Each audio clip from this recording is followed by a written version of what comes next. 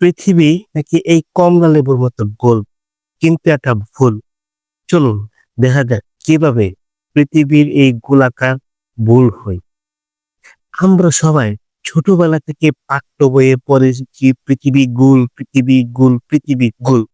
কিন্তু কেউ কি কখনো প্রশ্ন করেছি যে পৃথিবী গোল কিভাবে হলো?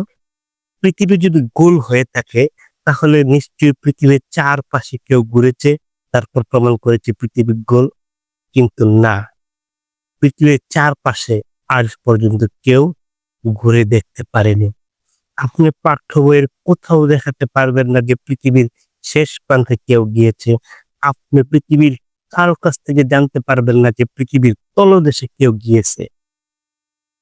হ্যাঁ, পৃথিবীর উপর দেশে অনেক রকেট যান পাঠিয়েছে, চাঁদের দেশে গিয়েছে, কিন্তু চতুর্পাশে বা নিচের অংশে পৃথিবীর কোনো প্রাণী যেতে পারেনি। তাহলে কিভাবে প্রমাণ করলো যে পৃথিবী গোল? কখনো কি প্রশ্ন করেছেন? করেননি।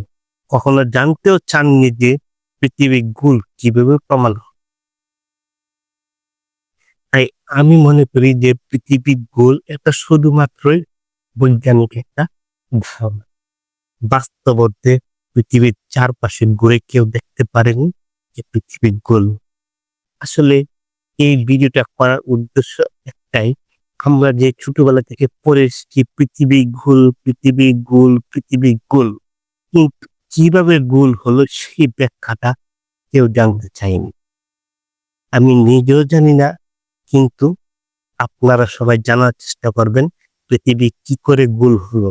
শুধু এইটা পাঠ্যবের প্রত্যেকটা বিষয়বস্তু ঠিক এইভাবে ব্যাখ্যামূলক, গঠনমূলক আলোচনা করে যদি আপনি পড়ালেখা করতে পারেন, তাহলে আপনার জ্ঞানের পরিধি এই কমলা লেবুর মতো পুরো বিশ্বে ছড়িয়ে যাবে।